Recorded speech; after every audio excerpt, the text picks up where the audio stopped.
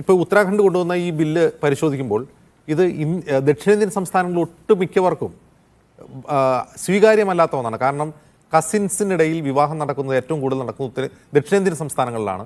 കേരളത്തിലും അത് നടക്കുന്നുണ്ട്. അപ്പോൾ ഇത് ഉത്തരാഖണ്ഡിന് മാത്രം, ഒരുപക്ഷെ ഉത്തരാഖണ്ഡിന് മാത്രം സ്വീകാര്യമാവുന്ന ഒന്നാകാം. അപ്പോൾ അങ്ങനെയാണെങ്കിൽ ഈ ഇത്തരം കാര്യങ്ങൾ, ഇപ്പോൾ ലക്ഷദ്വീപിൻ്റെ ഉദാഹരണം പറഞ്ഞു, ലക്ഷദ്വീപിനെ മാറ്റി നിർത്തിയിട്ട് ഈ യൂണിഫോം സിവിൽ കോഡ് രാജ്യത്ത് നടപ്പാവുമോ എന്നുള്ള ക്വസ്റ്റ്യൻ തന്നെ ചോദിക്കുന്നു. യഥാർത്ഥത്തിൽ ഗോൾവാർക്കർ തന്നെ യൂണിഫോം സിവിൽ കോഡിനെ എതിർത്തിയ ആളാണ്. അദ്ദേഹത്തിൻ്റെ ന്യായം പറയുന്നുണ്ട്. ഉത്തരാഖണ്ഡ് ഇപ്പോൾ ഈ നിയമം കൊണ്ടുവരുന്നത് ഒരു തെരഞ്ഞെടുപ്പ് മുന്നിൽ കണ്ടുള്ള ഒരു പ്രചാരണപരമായ ഒരു തന്ത്രം മാത്രമാണോ? അത് അവിടെ പോലും നടപ്പാവില്ലേ?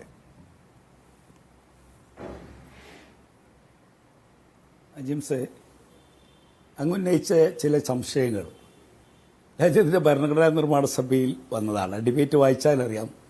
പശ്ചിമ ബംഗാളിൽ നിന്നുള്ള നിസാമുദ്ദീൻ അഹമ്മദ് ഉന്നയിച്ചൊരു ചോദ്യമുണ്ട്.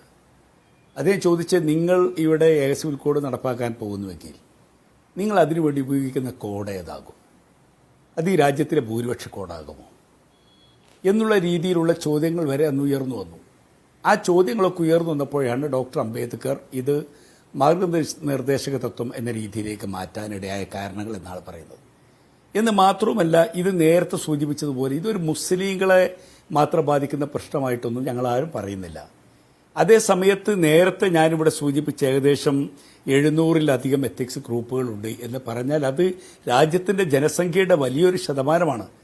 ആ ഗ്രൂപ്പുകൾ എത്രയുണ്ട് എന്ന് നോക്കിയാൽ അറിയാം. അങ്ങനെ ഒരുപാട് വൈവിധ്യങ്ങളുള്ള ഏകദേശം 38% വരും. ഒരു രാജ്യത്തിന്റെ ഏറെക്കുറെ മൈനോറിറ്റി കൂടി കൂടുമ്പോൾ ഏകദേശം പകുതിയോളം വരുന്ന ആളുകൾ, അപ്പോൾ ഇവരുദ്ദേശിക്കുന്ന സിവിൽ കോഡിന്റെ പരിധി ഏതാകും? ഏത് രീതിയിലാണ് ഇവരിത് കൊണ്ടുപോകാൻ ശ്രമിക്കുന്നത് എന്ന് മാത്രമല്ല, വിവാഹം, സ്വത്തവകാശം തുടങ്ങിയ കാര്യങ്ങളൊക്കെ ചില മതങ്ങൾക്ക് വിശ്വാസത്തിന്റെ ഭാഗമാണ്. ഒരുപാട് മതങ്ങൾക്ക്, ഇപ്പോൾ മുസ്ലിങ്ങളെ സംബന്ധിച്ചിടത്തോളം അവരുടെ വിവാഹവും അവരുടെ സ്വത്തവകാശവും ഒക്കെ എന്ന് പറയുന്നത് അവരുടെ മതവിശ്വാസത്തിന്റെ ഭാഗം കൂടിയാണ്.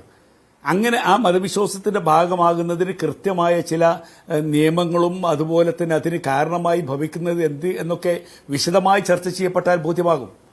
അപ്പം നമ്മൾ ഇത്തരം മതവിഭാഗങ്ങളുടെയൊക്കെ അവകാശങ്ങൾ ഹരിക്കുന്നതായത് മാറില്ലേ?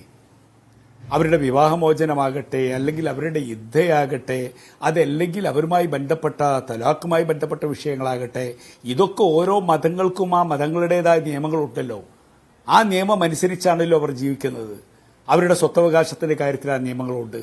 രാജ്യത്തിലെ ക്രിമിനൽ ലോ ഒരിക്കലും തന്നെ ആരും ഞങ്ങൾക്കതിൽ കൈകടത്തണമെന്ന് ആരും പറഞ്ഞിട്ടില്ല.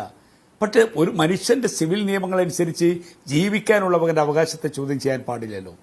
അവൻ ഇന്ത്യയെപ്പോലുള്ള ഒരു രാജ്യത്ത്, എല്ലാവരും സൗഹൃദപരമായി ജീവിക്കുന്ന ഒരു രാജ്യത്ത്, രാജ്യത്തിന്റെ എല്ലാ നിയമ കമ്മീഷൻ പോലും ഇത് അനിവാര്യമല്ല, അഭികാമ്യമല്ല എന്ന് ആവർത്തിച്ച് പറഞ്ഞ ഒരു കാര്യം പിന്നീട് ഒരു സ്റ്റേറ്റിലൂടെ ഈ ഇലക്ഷന് തൊട്ടുമുമ്പായി അടിച്ചേൽപ്പിച്ച് ജനങ്ങൾക്കിടയിൽ അത് ചർച്ച ചെയ്ത് അവസാനം അതിലൂടെ ഒരു വോട്ട് ബാങ്ക് സൃഷ്ടിച്ചെടുക്കാനുള്ള ഈ കുൽസിതമായ ശ്രമങ്ങളൊക്കെ അത്രമാത്രം ഈ രാജ്യത്തിന് ഗുണകരമാകുമെന്ന് കരുതുന്നുണ്ടോ? ഇത് അതിന് വ്യക്തമായ പഠനങ്ങൾ നടക്കട്ടെ. ആ പഠനം നടന്നതിന് ശേഷം മാത്രം ചർച്ച ചെയ്യപ്പെടേണ്ട വിഷയങ്ങളാണ്.